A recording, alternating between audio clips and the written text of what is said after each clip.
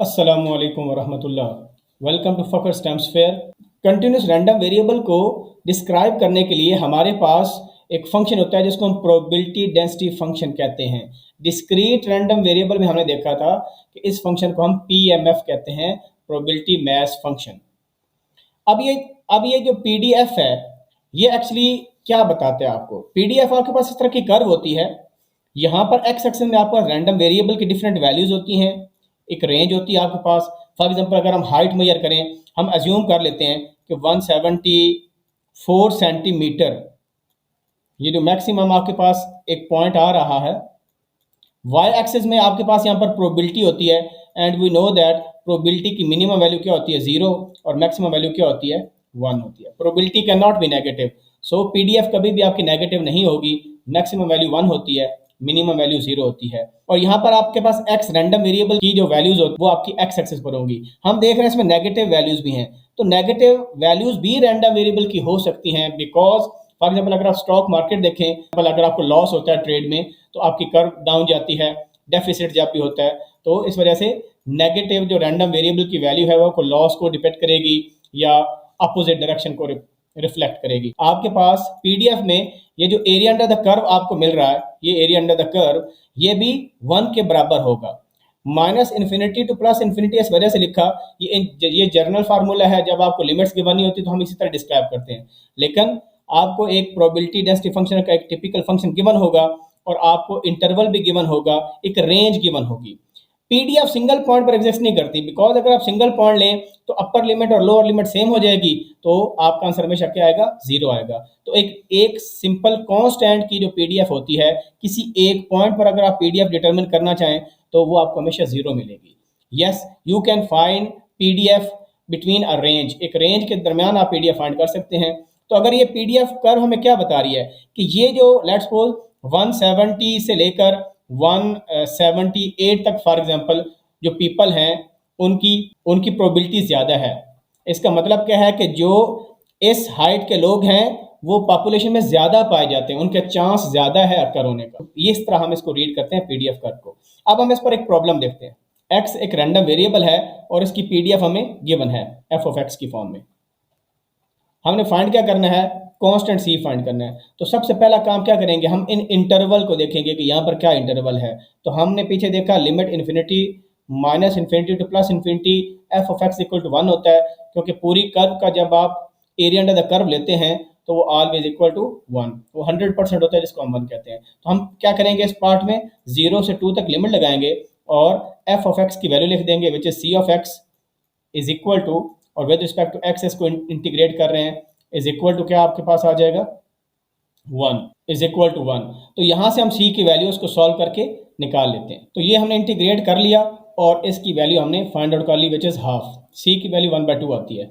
अब next step क्या करना है, यहाँ पर जो एफ ऑफ एक्स गिवन है, यहाँ पर आप हाफ पुट कर, यहाँ पर 1/2 एक्स आपके पास आ जाएगा और x/2 आप लिख सकते हैं इसको। तो सबसे पहले ये काम करना है, सी की वैल्यू फाइंड आउट करके फंक्शन में सी को रिप्लेस कर देना है उसकी वैल्यू के साथ। और इंटीग्रेशन आपको आती है, ये c/2, क्योंकि x की इंटीग्रेशन होती है x²/2, 2 को मैंने बाहर निकाल दिया और फिर अपर लिमिट पुट की और लोअर लिमिट पुट की। बी पार्ट में हमें क्या फाइंड करना है, प्रोबेबिलिटी दैट रैंडम वेरिएबल की वैल्यू जो है वो 0.5 से कम है। अब 0.5 से हमें अपर लिमिट तो पता चल गया। यहाँ पर एक और चीज़ नोट करनी है, अगर यहाँ पर इक्वल का साइन होता या ना हो, इट डजेंट मैटर। तो ये आपने एक और चीज़ नोट कर लेनी है कि पीडीएफ के अंदर अगर आपको इक्वल साइन गिवन है या नहीं गिवन, तो यू कैन स्किप इट, उसको आप इग्नोर कर सकते हैं। ठीक हो गया। अच्छा, इसकी इंटीग्रेशन कैसे होगी, इसकी लिमिट बी, लेट्स सपोज हम ये चीज़ इधर लिखेंगे, इज इक्वल टू लिमिट। अब लोअर लिमिट कहाँ से पता चलेगी, आपको इस क्वेश्चन में पता चलेगी कि लोअर लिमिट आपकी 0 है। अगर यहाँ पर लेट्स सपोज -1 होता तो हम -1 पुट करते, क्योंकि यहाँ पर 0 है, हम 0 पुट करेंगे। अपर लिमिट क्या है, 0.5, और सेम फंक्शन लिखेंगे। फंक्शन हमने सिंप्लीफाई कर लिया x/2 और उसकी इंटीग्रेशन ले लेंगे और आंसर निकालेंगे। अब यहाँ पर मैं आपको कैलकुलेटर का यूज़ बताता हूँ, क्योंकि अक्सर स्टूडेंट हो सकता है कि इंटीग्रेशन में मिस्टेक कर लें। किसी भी किस्म की इंटीग्रेशन हो और वो डेफिनेट इंटेग्रल हो, you can solve easily on calculator. अब मैं आपको बताता हूँ कैसे सॉल्व करेंगे। अब देखें जी, ये हमारे पास कैलकुलेटर है और ये हमने इंटेग्रल कंप्यूट करना है। तो हम सबसे पहले ये आपको इंटीग्रेशन का साइन नज़र आ रहा है, इस पर क्लिक कर देंगे और फंक्शन लिखेंगे x/2, ये मैंने ओवर का साइन लगा दिया। एक्स कैसे लिखते हैं, अल्फ़ा प्रेस करके आपने प्रेस करना है, ये जो ब्रैकेट क्लोज है पैरेंथेसिस एक्स, और ये इसको क्लिक करें और 2 लिख दें, और फिर दोबारा इसको क्लिक करें, लोअर लिमिट 0 है 0, और अब ऊपर वाला एरो और 0.5 just click okay and you get the answer 1/16। अगर आप इसको कन्वर्ट करना चाहते हैं फ्रैक्शन में तो ये साइंटिफिक टू डेसिमल में कन्वर्ट कर लें तो आपके पास 0.0625 आंसर आ जाएगा। लेकिन ये ज़्यादा बेहतर फॉर्म है 1/16, तो हम इसका आंसर लिख देते हैं 1/16। पेपर में सबसे इंपॉर्टेंट बात यही होती है कि आपका आंसर ठीक होना चाहिए, और अगर आपने ये लिमिट्स सही लगा दी और सी की वैल्यू सही कंप्यूट की तो बाज़ औक़ात होता है स्टूडेंट मिस्टेक करता है ड्यूरिंग सॉल्विंग द इंटेग्रल। अब हो सकता है ये तो ईजी इंटेग्रल है, आगे आप जाएंगे देखेंगे तो मुश्किल इंटेग्रल आपके पास आते हैं, तो इस वजह से बेहतर है कि आप कैलकुलेटर का यूज़ करें, इससे टाइम भी सेव होगा और आपका एक्यूरेट रिजल्ट आएगा। अब आपका ये थर्ड पार्ट है probability when random variable value is greater than 1। जब 1 से बड़ी है तो हम क्या करेंगे, 1 से बड़ी है तो हम यहाँ पर देखेंगे कि मिनिमम वैल्यू 1 हो गई, मैक्सिमम क्या वैल्यू है आपके पास 2 है। यहाँ पर इक्वल का साइन भी है, यहाँ पर इक्वल जो क्वेश्चन है वहाँ पर इक्वल साइन है, तो आप 1 से 2 तक लिमिट को पुट करेंगे और फंक्शन लिखेंगे x/2 dx और कैलकुलेटर से सॉल्व कर लें। क्योंकि ये इंटीग्रेशन पेपर तो हो नहीं रहा, आपने प्रोबेबिलिटी की वैल्यू निकालनी है, तो just use the calculator to solve this integral for you. अब हम कैलकुलेटर पर करके देखते हैं इसका आंसर। अब ये हमारे पास कैलकुलेटर आ गया, इसमें आप देखें लिमिट्स में यहाँ पर जो लोअर लिमिट है उसको हमने 1 करना है, ये फंक्शन आपका सेम है, यहाँ पर आपने 1 प्रेस कर देना है और ऊपर आपने प्रेस कर देना है 2, इसको डिलीट करके आप 2 लिख दें और इक्वल का बटन प्रेस करें एंड यू गेट 3/4।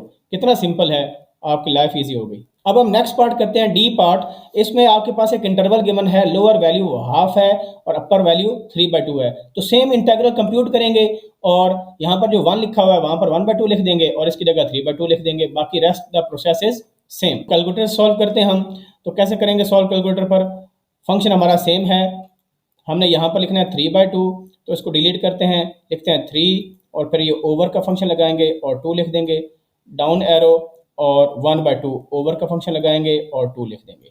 ज़्यादातर स्टूडेंट इनमें मिस्टेक करते हैं जब आपके पास फ्रैक्शन में लिमिट्स गिवन होती हैं। अब इक्वल प्रेस करें, you get the answer half.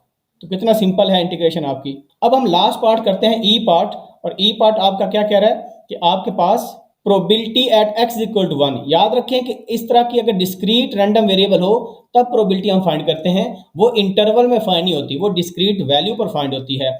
लेकिन जो कंटिन्यूस रैंडम वेरिएबल जब गिवन हो, आपके पास पीडीएफ हो, तो क्योंकि लोअर लिमिट भी वही हो जाएगी, अपर भी वही हो जाएगी, आप कैलकुलेटर से भी कंफर्म कर लें तो इसका आंसर डायरेक्ट ही 0 है। इसकी जगह तो आप बेशक आंखें बंद करके 0 लिख दें, लेकिन अगर आप तसल्ली करना चाहते हैं कैलकुलेटर से तो हम ये भी करके दिखा देते हैं। ये आपके पास कैलकुलेटर है, इसमें हम लोअर लिमिट पुट करते हैं 0, इसको ख़त्म करते हैं, इसमें लिख देते हैं 1 और लोअर लिमिट आपकी क्या है 1, यहाँ पर 1 लिख दें and check the answer, answer will be 0। तो यहाँ से भी कंफर्म आपका हो गया कि आंसर 0 आ रहा है, तो जो ई पार्ट है उसका आंसर 0 है। तो ये सारी चीज़ें आपको कंफर्म हो गई। अब ये यहाँ पर ये सोल्यूशन मैंने शो कर दिया है, आप चेक कर सकते हैं।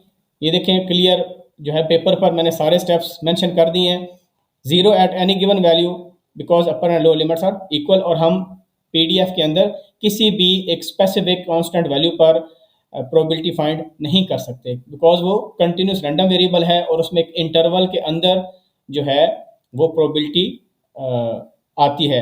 एक और चीज़ नोट करें कि ये प्रोबेबिलिटीज़ हैं, आंसर हमेशा आपके 0 और या 1 या उसके दरमियान होना चाहिए। अगर किसी का आंसर 1 से बड़ा आ रहा है या नेगेटिव में आ रहा है, इसका मतलब वो कुछ मिस्टेक कर रहा है। अगर आपका कोई क्वेश्चन है आप पूछ सकते हैं। इंशाल्लाह नेक्स्ट लेक्चर में हम कंटिन्यूस रैंडम वेरिएबल और प्रॉब्लम्स करेंगे जो कि डेप्थ में होंगे, इंशाल्लाह आपको ज़्यादा समझ आएगी। तब तक के लिए अल्लाह हाफिज़, अस्सलाम वालेकुम रहमतुल्लाह।